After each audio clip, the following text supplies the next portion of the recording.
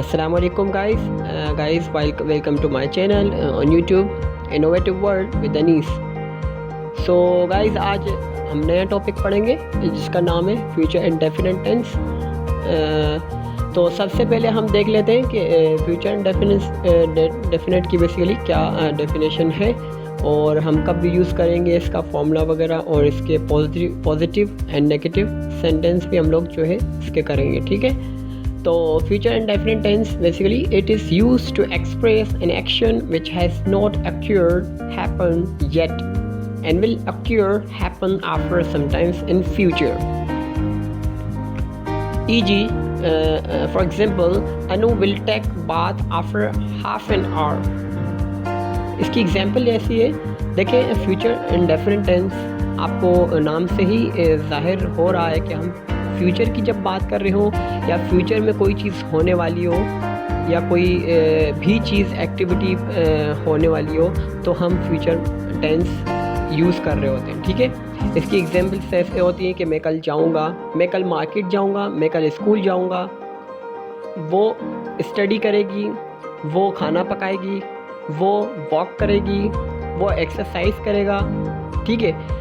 वो दोस्तों के साथ घूमने जाएगा, वो दोस्तों के साथ स्विमिंग करने जाएगा, वो घर बनवाएगा, वो अपना जो है घर सेल आउट करेगा, वो कल सोएगा, ठीक है।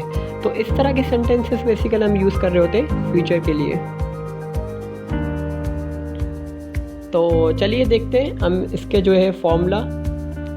अच्छा, हम फॉर्मूले की बात कर रहे होते हैं। देखें इसका जो फॉर्मूला है subject plus will slash shall plus verb की फर्स्ट फॉर्म प्लस ऑब्जेक्ट, ठीक है। तो हम देखें इसके जो वर्ब्स हैं शल और विल है, ठीक है। लेकिन आपको मैं बता दूं कि जैसे आपको मैं बता रहा हूँ अभी आपको मैं आगे बता दूंगा, लेकिन अब जो यूज़ कर रहे हैं लोग ज़्यादातर सिर्फ विल ही यूज़ होता है, आई वी यू दे, हर किसी के साथ, हर किसी सब्जेक्ट के साथ, ठीक है। क्योंकि अब शल बहुत कम ही हो गया यूज़, तो अब टोटली जो है सब किसी भी मतलब सब्जेक्ट के साथ हम जो है विल ही यूज़ कर रहे होते हैं मोस्ट ऑफ द टाइम।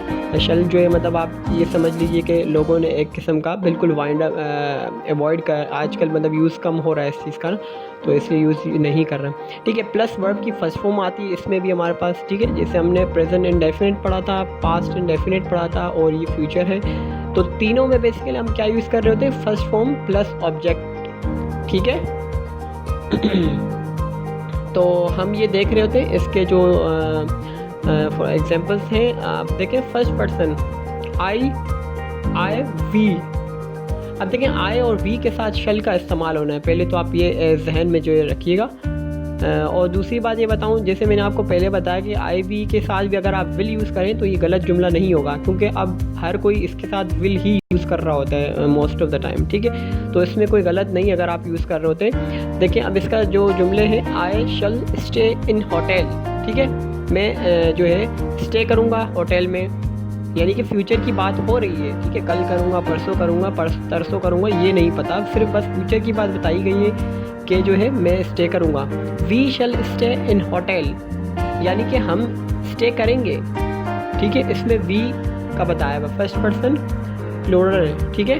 अब सेकंड पर्सन की बात कर रहे होते हैं, you will stay in hotel, ठीक है, यानी कि तुम स्टे करोगे होटल में।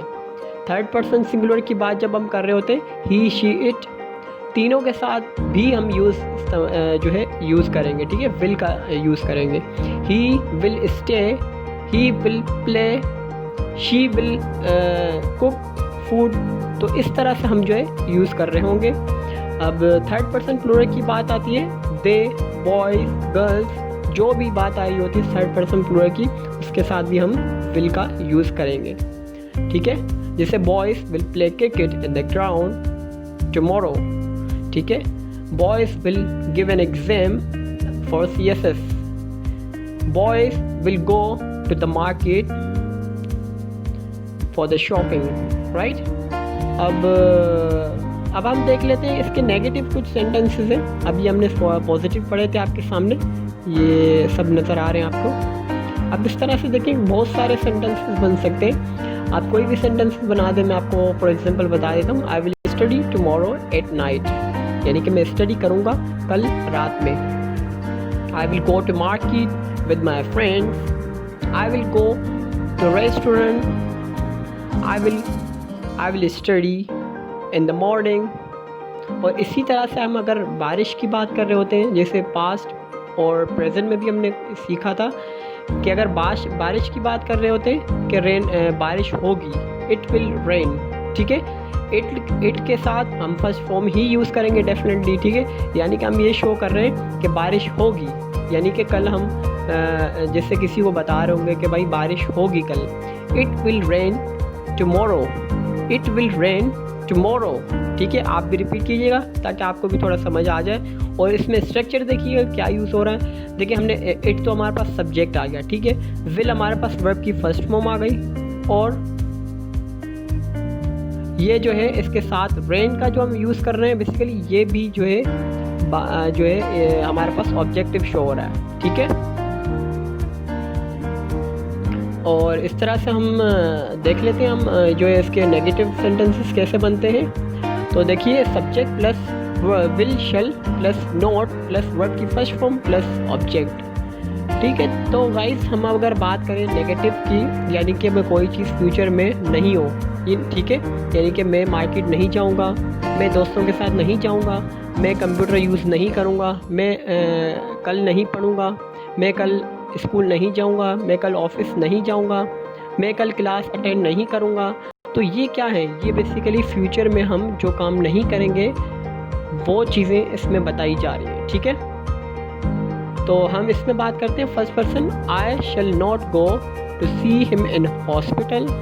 इसका मतलब ये है कि मैं हॉस्पिटल नहीं जाऊंगा उसको देखने के लिए, ठीक है। इसके अलावा हम फर्स्ट पर्सन प्लूरल की बात करते हैं, we shall not go to see him in hospital, ठीक है। मैंने आपको पहले भी बताया था कि आई और वी के साथ अगर हम विल भी यूज़ करेंगे तो ये गलत जुमला नहीं होगा, ठीक है, क्योंकि हम विल भी यूज़ जो है कर सकते हैं। इसमें मतलब हमें चॉइस होती है, कोई ज़रूरी नहीं है कि इसमें जो है हम शल का यूज़ कर रहे हो, ठीक है। तो इसी तरह से हम